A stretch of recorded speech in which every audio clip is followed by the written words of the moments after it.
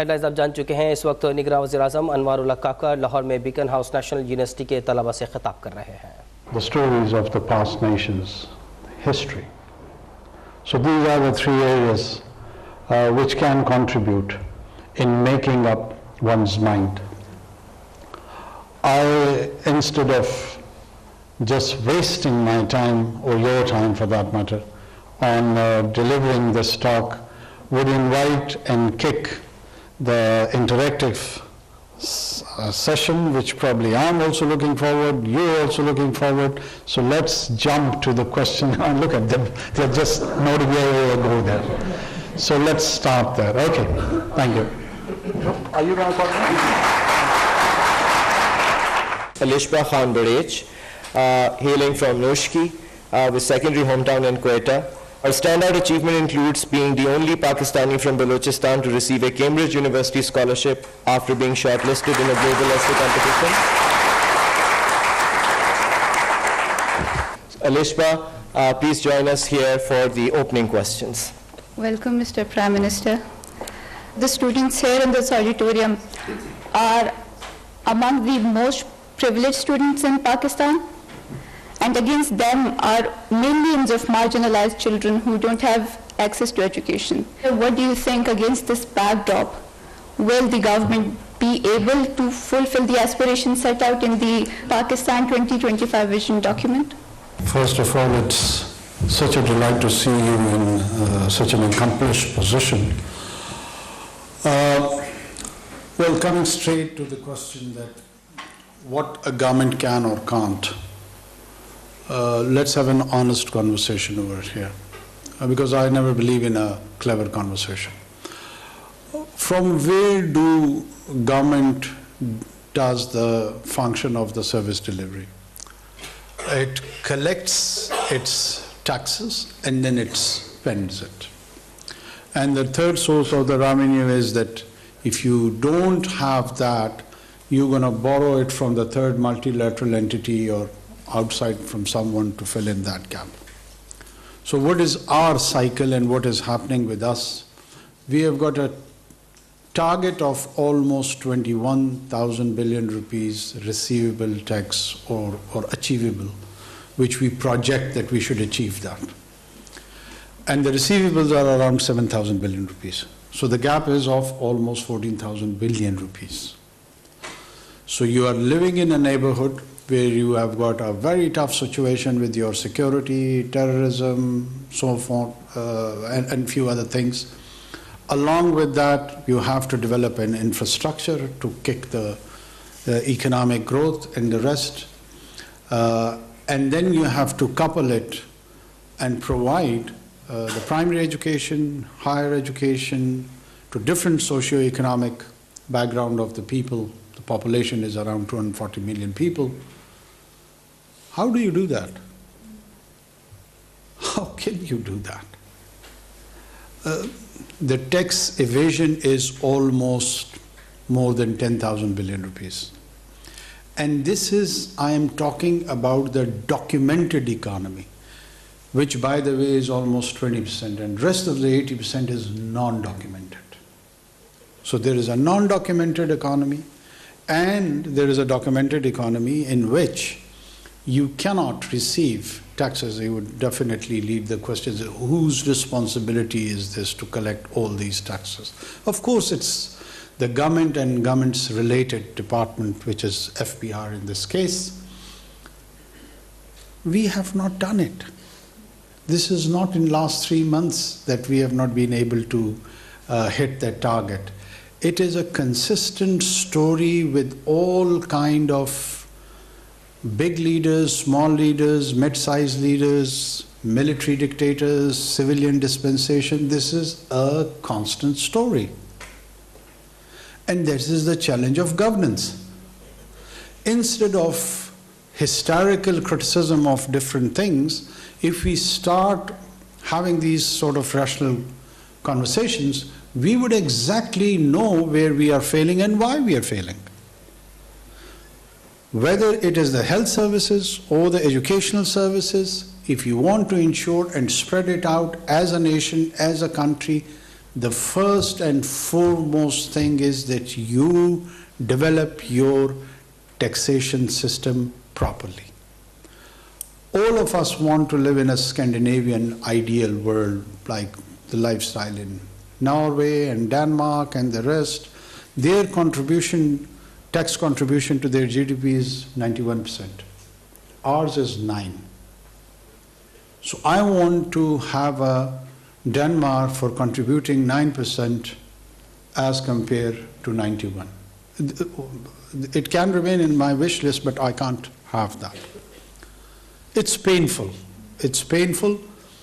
It's slow. Both. So what do you do?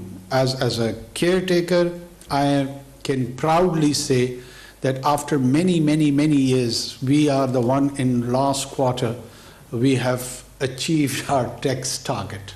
This is amazing. If we could do it in 3 months, why the rest of the governments can't do? It is for the people like yourself, they need to answer and raise these questions. We did it. It's documented, it's published yesterday that in last quarter, we were able to achieve the tax target in the FPR. So if it can be done in 3 months, it means that it is practical, it's possible, and if it is not happening, there is something very seriously wrong with our governance structure. This is my opinion on it. Two is both the people and the government. Yeah, of course, government is part of the people. I mean, if I am electing a government, so I'm contributing towards that either resolution or the problem. So I am part of the problem. And when you become in the government, and I have landed that support to you, so it means the two of us have brought it to the tango. Mr. Prime Minister, why do we always go into frenzy and last-minute coping mechanisms, shut down the schools and do this and that? Why can't we be like Beijing and control this issue? I mean, crop burning is one of the prescriptions, but then there is no law enforcement. You go on the motive and people are doing it without any fear of repercussions or them being caught. So what do you have to say about that? I completely agree with you. I mean, the enforcement is one of the challenges, as you have identified yourself in your question.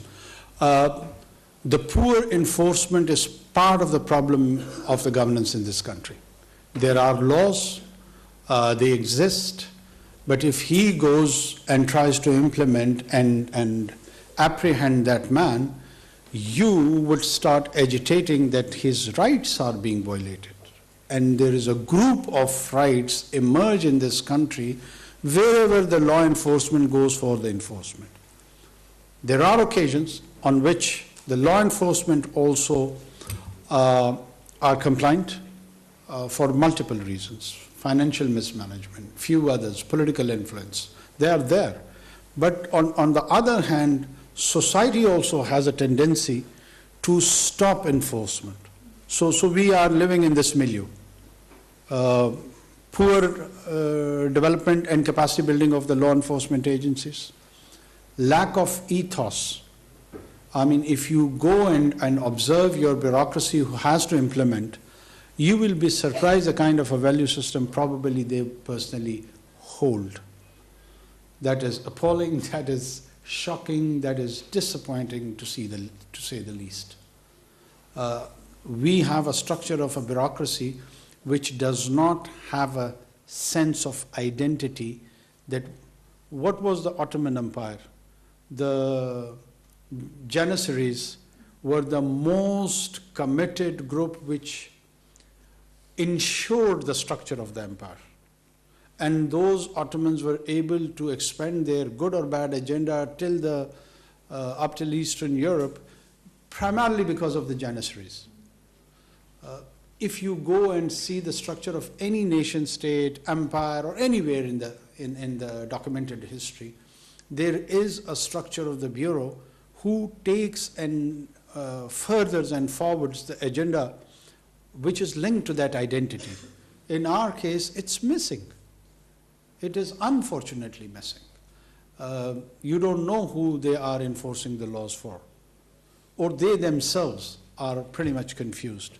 So there is a structural issue at the level of the enforcement which needs some radical changes, in my opinion. Whether somebody does that or doesn't, you need a civil structure reforms. Until and unless you don't do that, from the burning of the crop up till allowing a vehicle on the motorway which is not fit environmentally, are both part of the challenge. So we need to address that as soon as possible. I don't know whether this policemen agree with it, but this is my opinion. But then you mentioned radical change. Who will bring it and how? Like, what is the prescription? Will we keep dying? Our lungs are practically collapsing. So what is the prescription? Radical changes are required. This is all I can say. By whom? Let's find the noun. Let's find the person or persons in the time. They are placed somewhere in the future. If somebody can peek in the future, they will know it. But I am still pessimistic. I haven't found the answer, Mr. Prime Minister. Give us a noun. Well, this is my art to evade answers, you know. It's not the art to give all the answers. Well, Mr. Prime Minister, now coming to some serious questions. You recently banned all these celebrations on New Year's Eve in solidarity with the Palestinians. While it was well intended, Mr. Prime Minister, it raised two questions. A, about law enforcement, and B, about the global image of Pakistan. I mean, for the first one, celebrations still took place in the absence of law. For the global image, I mean, Pakistan, the only Muslim nuclear-powered country, has now gone to a status that when generations are being literally wiped out, this is what we are doing, banning fireworks. What do you have to say about that? First of all, there was a lot of criticism also, and there was a lot of appreciation behind this decision. So there is a mix of both. There is a section of society which wanted to celebrate the New Year, and down the line, after 100 years, they wanted to be documented as someone on that particular second, 12 o'clock, 1 second, dancing and having festivity and so on and so forth. So they're very, very critical of this decision, and I don't mind of the criticism. Our intention first was to highlight that in the global community, particularly on the Western Hemisphere, that there is a nation of 240 million people who officially has distanced itself from the festivity because of the kind of the genocide which is being committed by this apartheid state of Israel, which is brutal, which has applied a disproportionate force, whose existence is also at question, but they are expressing this brutal, are displaying the force of this brutality in a very, with impunity. So what are our options? One, do we go to the war? Yes. I'm an interim prime minister. Do you expect me to take the 240 million people to the war? Probably a nuclear war. So you are very quite serious people and raising a very serious question to me. Think about it. Have a grand assembly. Mull over it. I can't alone take such a big decision. It's huge. It's big. Should we go to war? I mean, in my personal opinion, I am a very aggressive and a jingoistic person. Maybe I would say yes, but don't listen to me. War has implications. War is not a joke. What we have done, we have exploited the forum of OIC, we have exploited other international forums, we have been engaging with Western diplomats, particularly the US diplomats, Brits, Europeans, and clearly enunciating them, telling them that if such behavior continues, it would be responsible for radicalizing the entire 1.4 billion Muslim population throughout the globe, within West and over here, Middle East, North Africa, anywhere. So we are trying, the immediate objective is that somehow or other we stop this senseless war and create a humanitarian corridor. This is the kind of a message which the military leadership recently took the United States. And we were quite clear in our opposition and our condemnation and our commitment towards Palestinians.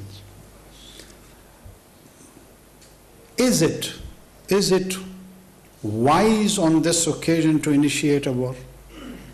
And who are you, me, and anyone else who feels so passionate about Palestine and its cause? We have not lost a finger in this war, this single finger. There 9,000 children have been killed. Let them decide. There is no need to be heroic over here in this peaceful, cozy environment. And just thinking that, oh, I'm so heroic, that because I stand with the oppressed one.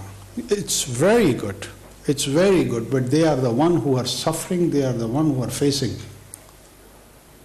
Let's take this question first to them, that whether they are willing to take this war and in which direction. Over here they are calling conferences and seminars and speaking with all their rhetorics. I completely understand. I am more radical than all these so-called people who play on these rhetorics. But I try to control my populist tendency. These are very serious.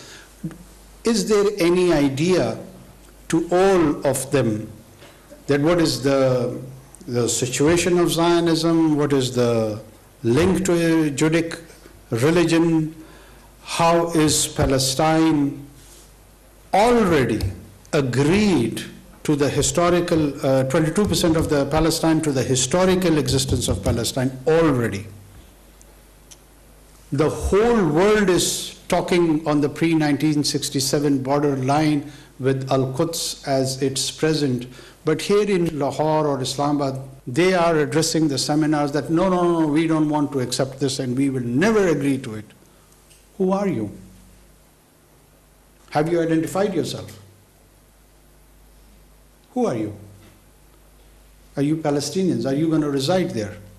Are you going to counter the state of Israel? Their wrath, their planes, their bullets are my child. I have one by the one.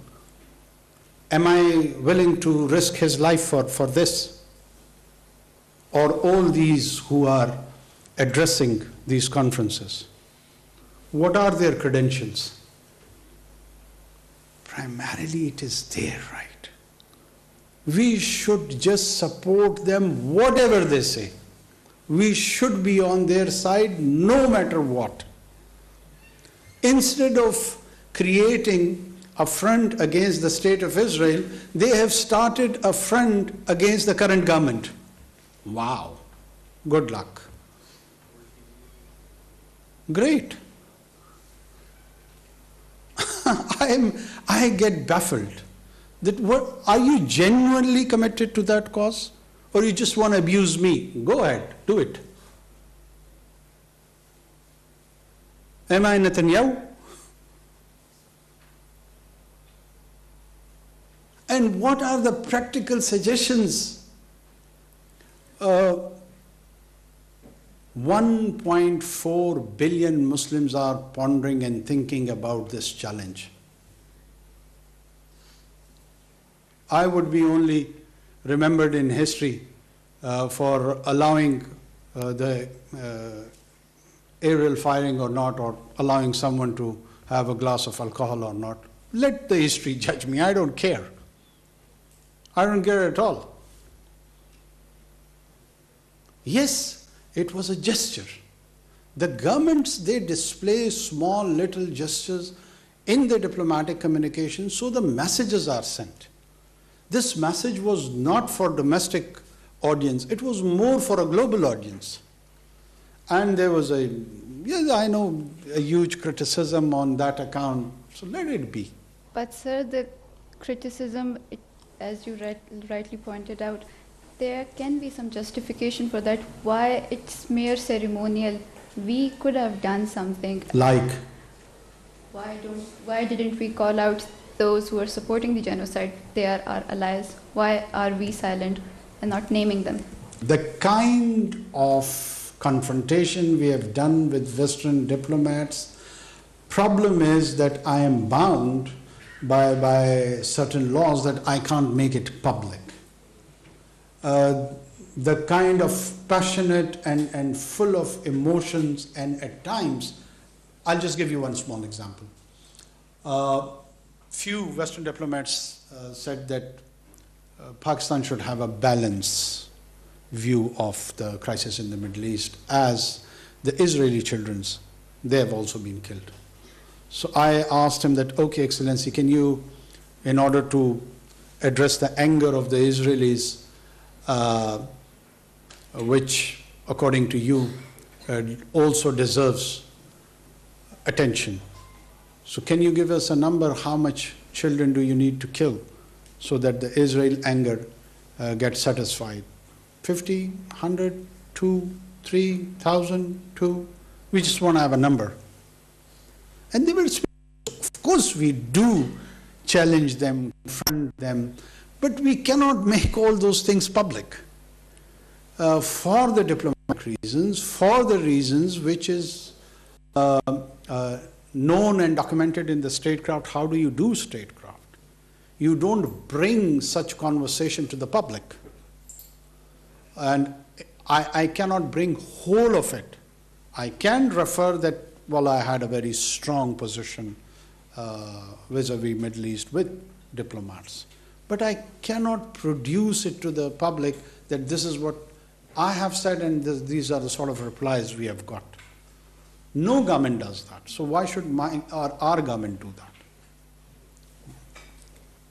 Mr. Prime Minister, coming to the question of Balochistan, firstly, like, who could have thought the state would be taken over by two Balochistanis? No, we have not taken over the state. For God's sake. Yeah, okay, carry on. So, Mr. Prime Minister, the recent happenings in Islamabad has elicited, I mean, I'm speechless. They're my own people. I'm sure you share the same feelings. But the problem is you did condemn and you did call on a meeting and you did form a committee. What do you have to say about the kind of treatment meted out to the protesters, which had large number of women and children? And that brings me to the question as to who will rejuvenate the relationship of Balochistan with the center. I mean, I don't see any reconciliation attempts working anytime soon. Thank you. How many of you are interested to listen to this question's answer? Quite impressive, okay. First of all, whenever there are protesters, the protests and the agitation has to be within the limits of law. Do we all agree on this? That you have got the right to protest, you have got, no, you don't agree? Okay, good.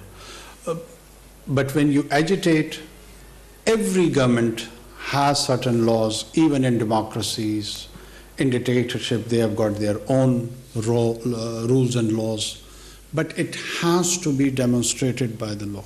And if those laws are violated, then the role of the enforcement comes, that they try to enforce those laws.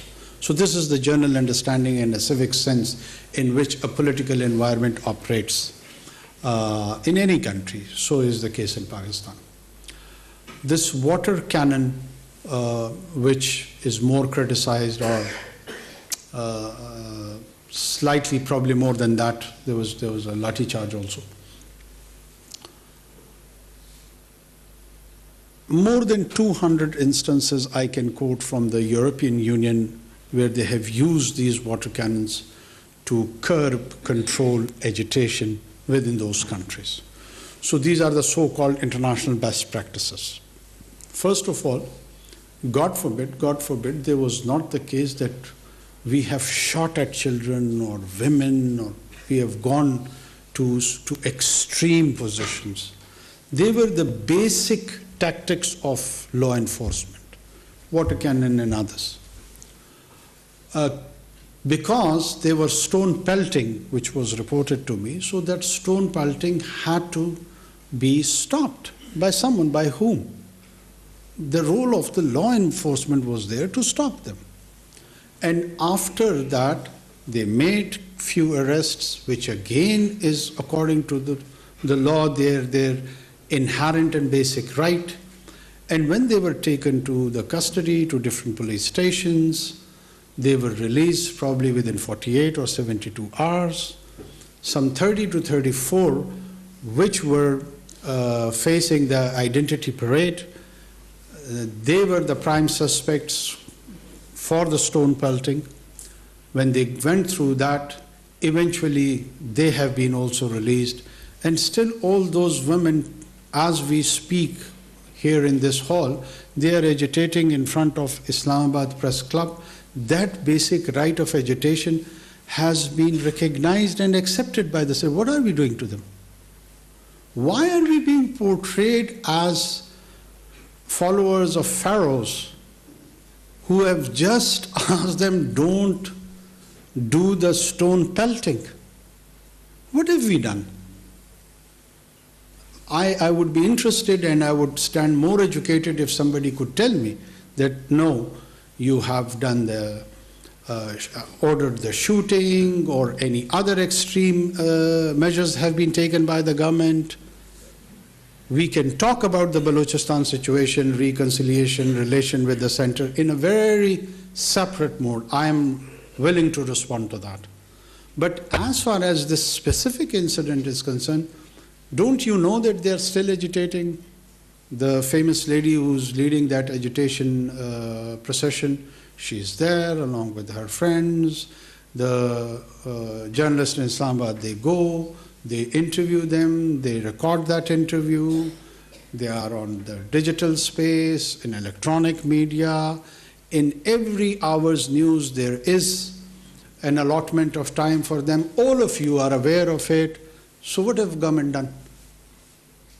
Oh, a government of Pharaoh. ये फिरौन जो है इन्होंने रोक लिया उनको क्या किया?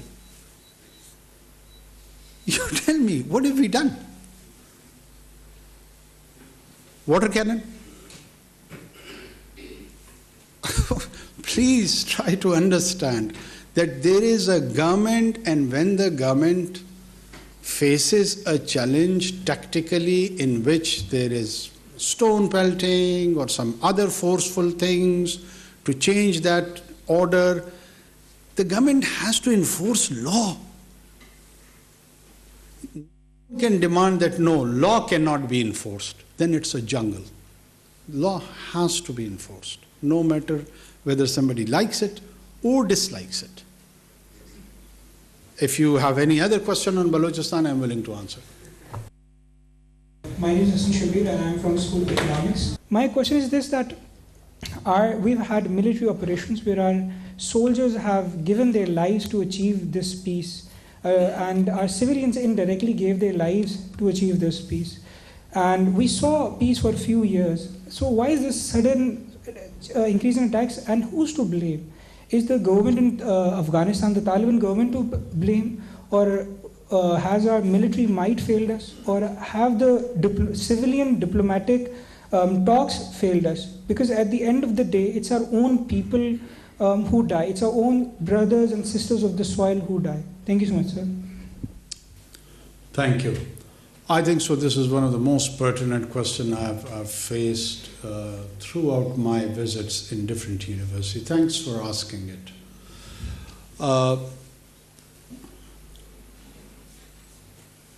There is a discipline in which people in different universities now teach on insurgency and non-state actors.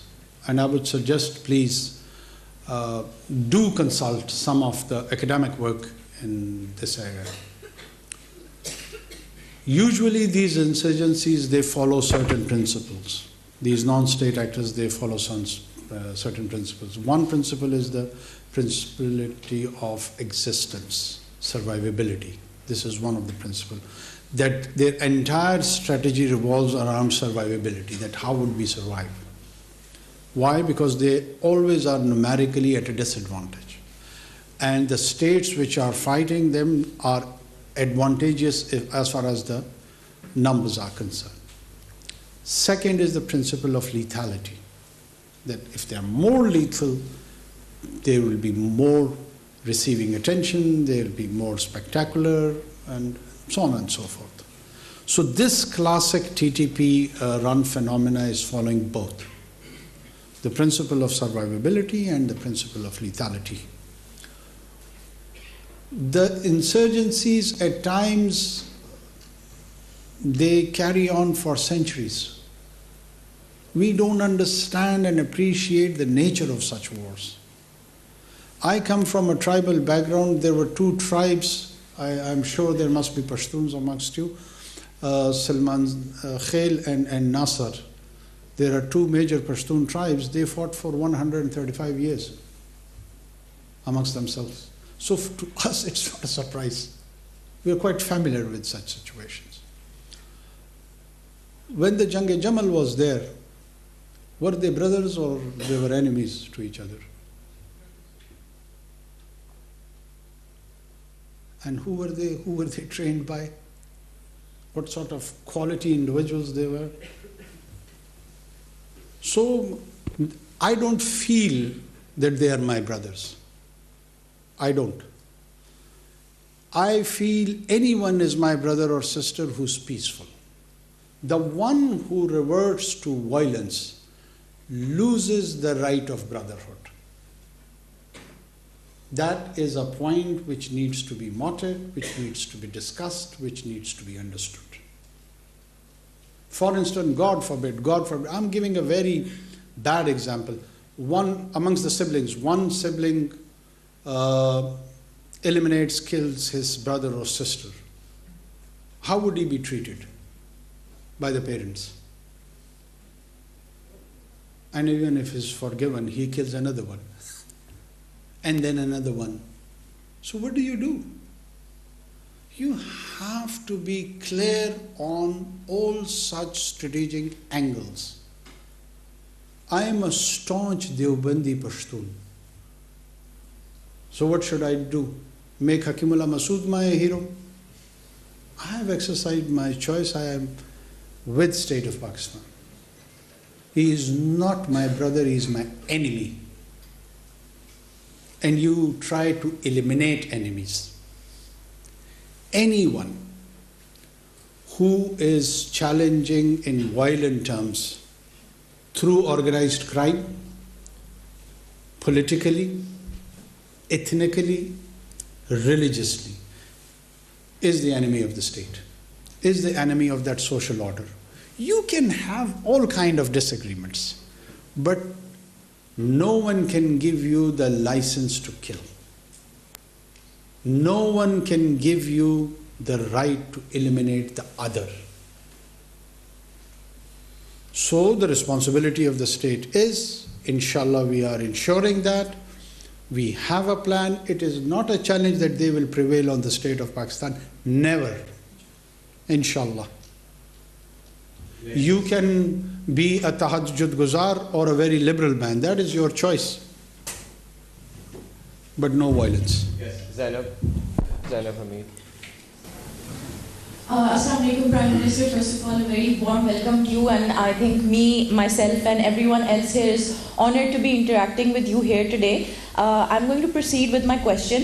सवाल मैं आपसे उर्दू में करूँगी और सवाल ये है कि हमने अक्सर औकात ये देखा है कि अगर हमने यूसुफ रज़ा गिलानी साहब को हटाना हो या नवाज शरीफ साहब को हटाना हो या इवन कि अगर आपने कासिम के अब्बा को गिरफ़्तार करवाना हो तो हमारी अदालतें रात के 12 बजे भी खोल दी जाती हैं, लेकिन जब भी कोई ज़ैनब मर्डर केस या मोटरवे गैंग रेप केस या इस तरह का कोई भी केस होता है तो हमारी अदालतें बंद रहती हैं। नूर मुकद्दम केस पे हमने ये देखा कि हमारी अदालत खोलती गई। My question to you is, isn't justice denied, justice late, justice denied? That's my only question. Thank you for asking in Urdu.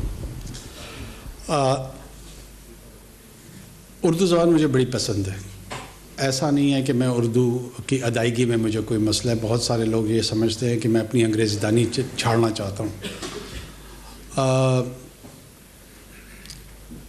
دیکھو آپ نے پوری بات جو کی ہے, اپنے سوال میں اپنا جواب بھی میرے خیال میں دے چکی ہیں آپ. میرے لیے کہنے کو بہت کم چھوڑا ہے آپ نے, لیکن اس کے باوجود میں کچھ نہ کچھ ضرور کہوں گا اس پہ. یہ جو پورا کا پورا نظام عدل ہے, اس پہ بڑے سنگین سوالات ہیں, اور جب تک اس نظام عدل کو ہم ایڈریس نہیں کریں گے, اس میں کسی کا ابا ہو یا کسی کی اماں ہو یا کسی کی باجی ہو یا وہ خود ہو, محفوظ رہنا مشکل ہے. یہی آپ کو پروٹیکٹ کرتا ہے نا یہ نظام. اور وہ چند رہنما اصول ہوتے ہیں آپ کے. مسئلہ یہی ہے کہ قاسم کے ابا جب خود ہوتے ہیں نا, تو ان کو حمید کی اماں بالکل نظر نہیں آ رہی ہوتی. وہ ناؤنس کے جھگڑے میں پھنس جاتے ہیں. جب تک میں ہوں آج تو مجھے سب کچھ درست نظر آ رہا ہے, جب کل آپ اس جگہ پہ ہوں گی تو وہ مجھے درست نظر نہیں آ رہا ہوگا. ایک تو اس رویے سے تبدیل کی ضرورت ہے, اور سیٹلڈ ہونا ہوگا اصولوں پہ, پرنسپلز پہ, کہ چاہے اس کا اطلاق مجھ پہ ہو یا آپ پہ ہو, پھر وہ یکساں ہو. ہمارا بنیادی مسئلہ یہی ہے کہ اگر ریاست کے چند ادارے, ان سے میں مستفید ہو رہا ہوں, تو میں ان کو والد کا درجہ دینا شروع کر دیتا ہوں. دیا ہے نا. جب مستفید نہیں ہو رہا ہوتا ہوں تو پھر شاید سوتیلا باپ بنا لیتا ہوں. یہ وہ مسائل ہیں جو سبجیکٹو انداز میں ہم تمام کو بولنا چاہیے, غور کرنا چاہیے. اگر واقعتاً ان کو والد نہیں بنانا تو ونس اینڈ فار آل فیصلہ کر لو, اور پھر خود والد بنو. والد جب گھرانے کی سربراہی کرتا ہے نا تو ذمہ داری لیتا ہے. وہ پھر بچوں کے نان نفقے کا تمام کی تمام ذمہ داری خود اٹھاتا ہے. وہ پھر ہمسائے میں حمید کے والد سے نہیں کہتا کہ یار ذرا میرے بچوں کا خیال رکھ دینا. اگر حمید کے والد کی طرف دیکھے رہو گے نا تو قاسم کے ابا کا مسئلہ ذرا خراب ہی رہے گا. یہ اشتہاری گفتگو ہے کیونکہ آپ نے اشتہارے میں کی ہے, اس لیے میں جواب بھی اس میں دے رہا ہوں. کھل کے پوچھا ہو تو میں کھل کے بتاتا ہوں. Thank you so much, Your Excellency. My name is Umar Khan, and I'm a 7th semester student from the School of Computer and Information Technology. So a lot of students like myself are about to graduate across Pakistan, and a lot of us would like to stay in the country and contribute to society and the economy as well. However, the best and brightest often choose to go abroad because they have better opportunities there. My question is, Your Excellency, what is being done to keep the talent in Pakistan and to develop it here, and what is the strategy that the government is taking to prevent the so-called brain drain that our country is experiencing? I think so in the best interest of Pakistan is that we should have both. The youngsters should explore opportunities abroad, and they are not a brain drain at all. They would always remain our assets. Who's your Vice Chancellor? He was a fresh graduate, some days, somewhere here in the city of Lahore, and according to this definition of the brain drain, he went there and he spent 10 or 15 years or whatever, and now he returns and he runs this institution. Is he an asset or a brain drain? This is the phenomena we need to understand, this cycle. I've been saying this repeatedly, that why it is skewed and distorted, this whole... First of all, this is not a recent phenomena that the youngsters want to settle in Western Hemisphere, US, UK. I am witness, all of us know this, that the longest queues of the young generations are always outside the US Embassy. It's been a trend. Everybody wanted to go there because of the kind of the American dream, because of the kind of lifestyle, because the kind of opportunities they offer. Indians want to do it, Sri Lankans want to do it, Pakistanis want to do it, Bengalis want to do it, Brits want to do it, Japanese wants to do it. Germans want to do it. There is a huge global American influence, particularly America. And during the 60s, everybody was criticizing that, oh, the Indians population, a huge section is going and it is becoming a brain drain. Down the line, after 3 decades, most of them became brain assets. They returned to the Indian society, invested back what expertise they got from there, what capital they got from there, and it is triggering, accelerating the economic growth of India. So please don't take this as a negative tendency. It's not. We are able to export our services. This is our accomplishment. Why are we so depressed about it? I hardly see a reason. If he or she, anyone goes anywhere on the planet, they remain at least for 3 generations attached to this society and state. There is a classic case study of your diaspora in UK. 3 generation people are living still in Mirpur.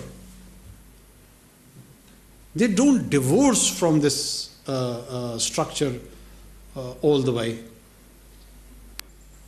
Yes, we need to produce better human resource. We should focus on the quality human resource. That should be our concern. Best nurses, best doctors, best IT experts. We are compromising on that. We are not producing good quality individuals, and we are all worried about, oh, all of them have gone to the Western Hemisphere. That is the wrong concern. The right concern, in my opinion, be that you should focus the kind of skills they are imparting in such places like this. And that is a huge challenge. I am sharing it with you. Please introduce yourself. Assalamualaikum, Prime Minister. I'm Hafsa Khalid and I'm from the Institute of Psychology. And consequently, my question pertains to the mental health situation in Pakistan. So the mental health situation in Pakistan, there are regulatory bodies. There's Pakistan Psychological Association. There's also a task force. My question is, why don't they do anything? I've seen, and all of us have seen, a lot of unethical practices being carried out within the field. So why don't they actually do something to regulate mental health practitioners, as it is done with other fields, such as if you're a doctor, you are constantly being monitored. Why does that not happen with mental health practitioners? Thank you. One of the challenges when I interact with the people, that they probably presume me in a role of a settled prime minister, a permanent prime minister who's got a backing of the parliament, where he can go back and do the legislation as a wrap of the executive, which in my case it's not. On the other hand, there are people who just want to see that my face vanishes as soon as possible, even before the 8th of February. So this is the kind of a balance I have to keep. I absolutely agree we need regulations. We need regulations for the mental health practices and few other areas also. We lack good regulations, good rules and regulations even for medical education, be it for nursing council, nursing schools, medical schools. I have appointed a special assistant who can focus on medical education. And I would try to include this mental health also, because it's larger, the same family, you know. But we do have these limitations. I, as a caretaker government, cannot go for the legislation.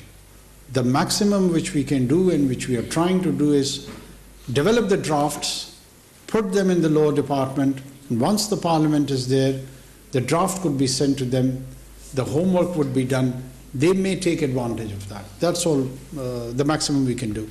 Thanks. Next question. سر میرے 2 سوال ہیں آپ سے. پہلا یہ ہے کہ آپ ڈفرینٹ یونیورسٹی سے آپ کو ڈفرینٹ اسٹوڈنٹس نے بڑے مشکل سوال پوچھے اور آپ نے ان کا بڑا زبردست جواب دیا ہے. یہ موٹیویشن آپ کو کہاں سے آئی؟ اور میں نے سنا ہے کہ آپ کتابیں بہت زیادہ پڑھتے ہیں, یہ شوق آپ کو کب اور کیسے پیدا ہوا؟ اچھا, ایک تو میں پہلی مرتبہ 2015-16 میں ڈاکٹر عادل نجم صاحب ہیں, ہارورڈ میں پڑھاتے ہیں. انہوں نے مجھے ہارورڈ فورم آف پاکستان پہ بلایا تھا. اس وقت میں ترجمان تھا صوبائی حکومت کا, اور I was privilege to address Harvard forum of Pakistan. There was a huge audience like this one. وہاں سے مجھے یہ لت پڑی. تو اگر آپ نے کسی بندے کو تلاش کرنا ہے کہ اس کی وجہ کون تھا, ان کا نام ہے ڈاکٹر عادل نجم.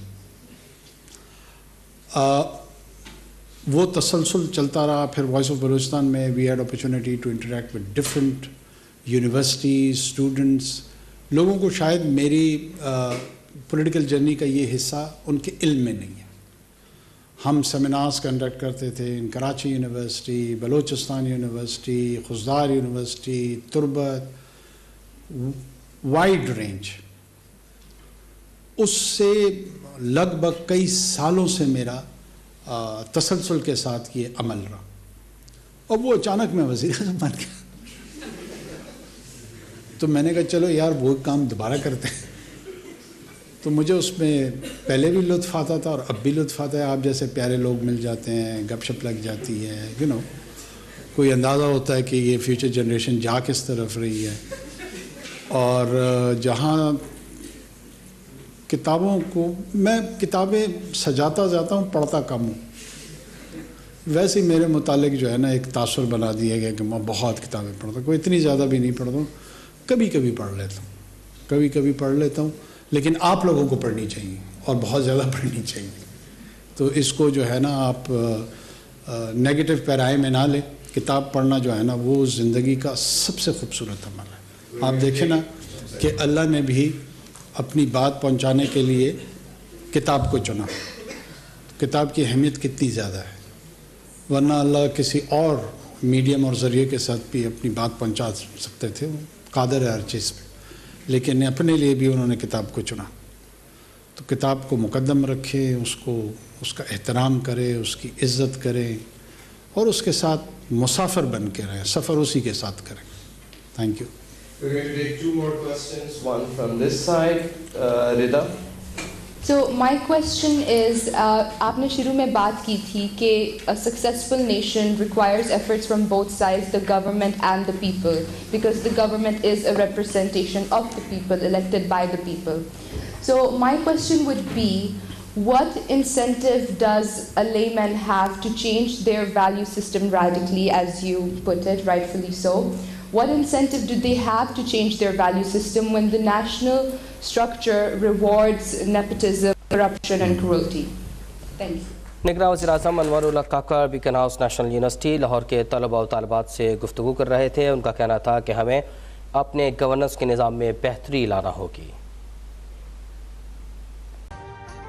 ابھی سبسکرائب کریں تاکہ کوئی خبر رہ نہ جائے.